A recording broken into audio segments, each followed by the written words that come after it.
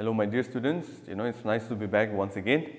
Even today we will be discussing about the social inequalities, okay? And under the social inequalities we have discussed about the scheduled castes, the OBCs, and also some of the reasons to why we have social inequalities in the society. Social inequalities simply means the inequalities which we see in the society, okay? So those are some of the things which we have discussed, and like I have mentioned in the last class, okay? This is something which is very much relevant to us, okay? The scheduled castes, scheduled tribes, okay? Scheduled tribes, why? Because we Nagas, we belong to the scheduled tribes, right? Now, this scheduled tribes, okay, here it says here, according to D.M. Majumdar, okay, D.M. Majumdar, M-A-J-U-M-D-A-R,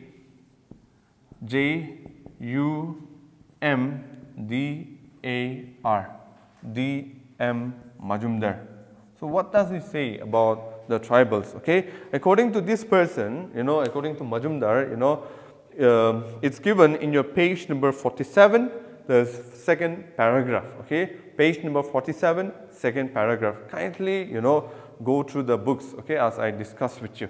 So, D.M. Majumdar, he says that, okay, this scheduled tribes are a group of people, it comprises of a group of people who are they, who have a common name. For example, among the Nagas we have 16 tribes, right? Now, among these 16 tribes we have different names, Poms, Konyaks, Aus, Angamis, Jagsangs, right? So there are different groups of people who have a certain identity, certain name of their own. The first one. The second is that, they belong to the same territory. All the members belong to the same territory. Means they have a certain place where they reside. For example, Zaneboto, where we can find the Sumis residing there, right? Mokokchung district, where we can see Aus residing there, right? Wokha. So in that way, okay, there are certain territories, okay, where the people reside, okay. Then the third point is that you also speak the same language, okay, means they understand each other,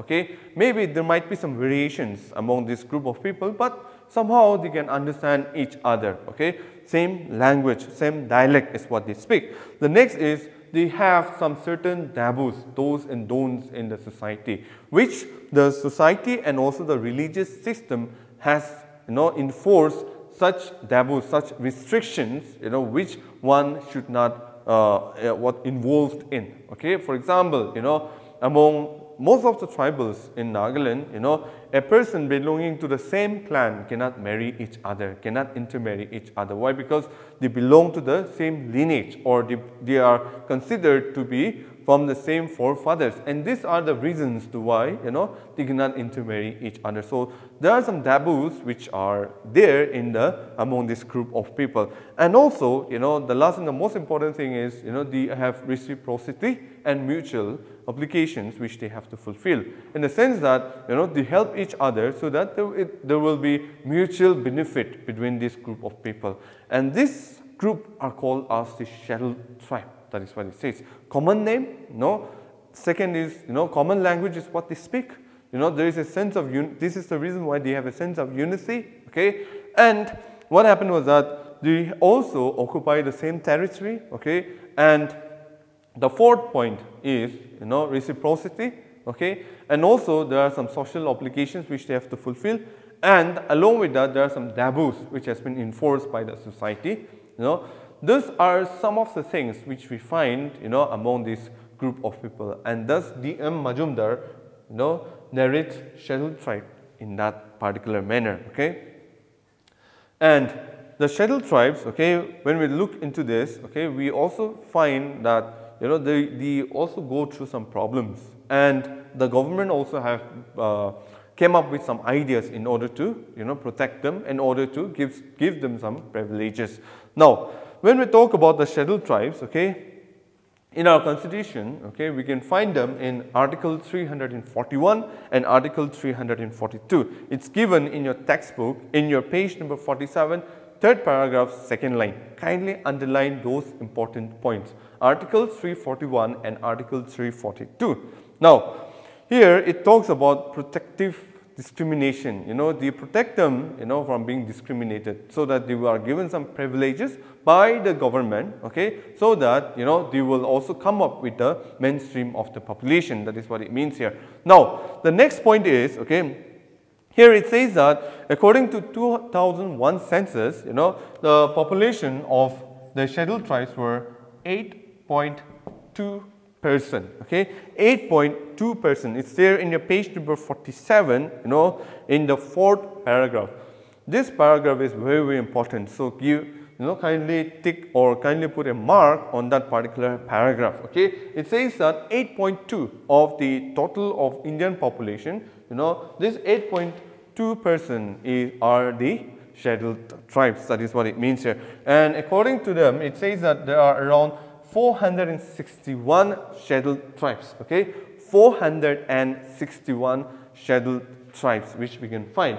So according to the census of 2011, it also says that the population of tribals are around 8.08%, of the total Indian population, okay. So 8.08, and we can also see around 75 tribals, who comes under the primitive tribal groups, okay, primitive tribal groups, okay, 75 tribals, okay, 75 group of tribals coming under the primitive tribal groups, okay. So now, why are they called as a primitive tribal groups? It's because this group of people have a very low population, they are very few, okay, very low population. Their literacy is also very low, okay. And the third point is that, their life, okay, their lifestyle is very much primitive, in the sense that most of them, they depend on agriculture, okay. They depend on agriculture, but the way they produce or the way they practice agriculture is traditional, method, or they practice the agriculture in a very traditional manner. And this is the reason why, okay, this is the reason why they say that 75 group of tribals, they are like the primitive tribal groups, okay. So this is how they are being distinct from the other Shuttle Tribes. Now, let's discuss something about the problems. What are the problems they face? Now, the first is land alienation, okay. Land alienation, which means the land has been separated from them, okay. The land which belonged to them is being separated from them, or the land which belonged to them is being invested by the rich investors, okay, in order to take or in order to tap all the natural resources which they get, okay, from that particular land, or even the destroy the the virgin forest, okay, which is there, in order to take timber and also log from that particular place. These are some of the reasons to why the tribals sometimes they are even forced to sell their land, or because of poverty they also sell the land. Now, once the land gets exploited and also being sold, they have nowhere to go, and this is one of the reasons why the land has been alienated. And one of the reasons, why their land is being, after the land has been exploited, what happens is that the land becomes barren, okay, and this land was the only land which they had depended on for their for their daily life, in order to fulfill the basic needs. And this is the reason why the land has been alienated from them. Now, alienation of land is a very huge problem which we see in the society today, okay, among the tribals. And this is the reason why, okay, land alienation is one of the negative aspects for is one of the big problem among the tribals. The next is indebtedness, okay. Here, the same with the OBCs, okay. What happens is that in order to fulfill their basic needs, in order to buy their basic amenities, they have to pay, some certain amount of money. And what happens is that most of them, they are educationally and economically backward, and this is the reason why they have to, ask money, or they have to borrow money from their landlords or their money lenders. And this is the reason why, they face a lot of problem, of indebtedness. The next is health and nutrition, okay, health and nutrition. Now, the tribals, okay, most of them, they live in forests or even in unhygienic places. You know, we're not talking about those tribals who are like very well developed. Okay, we're talking about those tribals who are living in the remote area. You know, and these tribals, you know, they don't know the basic hygiene of life, and this is the reason why, you know, they also face a lot of issues with health and nutrition. The next is one of the basic problem, you know, in your textbook, page number 48, the fourth point, it is mentioned that the problem of alcoholism is very much there among the Shuttle Tribes. And this is one of the reasons why it not only destroys the life of an individual, but also it destroys the life of the whole family. For example, if there is an alcoholic in a particular family, okay, that person will not think about the family, but he will invest all his money only on alcohol. And this is the reason why, you know, alcoholism is also one of the basic, you know, one of the problem, you know, which the Shuttle Tribes are facing today. And we can also see that, you know, these people also practice keeping traditional liquors, and also they buy the country-made liquors and all the stuff. And this is the reason why, okay, it also leads to ill health or health issues among the tribals. Now, illiteracy and lack of education. Here in Kohima, Dimapur, or even some districts, okay, we can see that there are good schools where a child can go and get some basic education. The quality of education is good. But when we look into the remote area, okay, we can find a lot of problem which has been faced by those children. Okay, they don't have proper schools where they can get some basic education. And also in some schools, even though the schools are there, you know, some students, or sorry, some of the teachers are not being found there, you know. So those are the regions where, you know, we can find the illiteracy rate is very high, and also the lack of education. They don't have proper schools, you know, in order to educate themselves, you know. So those are some of the problems which the tribals face. The next point is measures. What did the government, you know, do in order to, you know, do away with all these problems which the tribals are facing? Now, the measures for education, employment, and integration to keep them united or intact with the mainstream of the population. The first is measures with regard to education. Reservations are made, okay, reservations are made for the STs, okay, Scheduled Tribe students in colleges and also in professional colleges, okay. So that particular certain percentage is been reserved for the STs.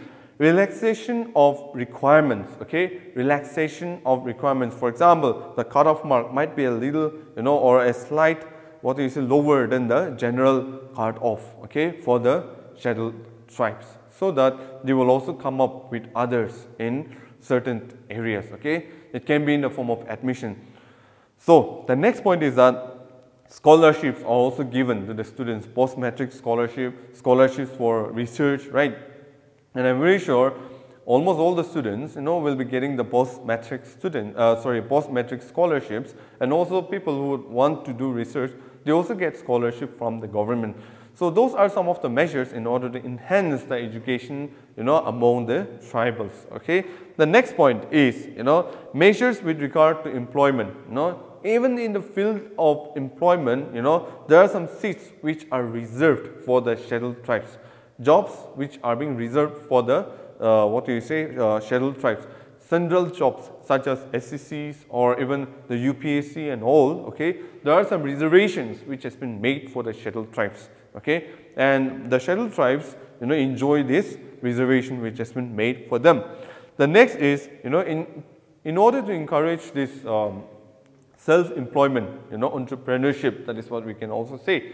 So entrepreneurship and also engaging themselves in order to employ themselves, okay. The government has also come up with different bodies, okay, which will help the people in order to take some loans from them, or maybe take some ideas from those group of people, and then, you know, they can start their own business, and they can be very much independent, you know. So those are some of the things which we see in the tribals in order to enhance their employment.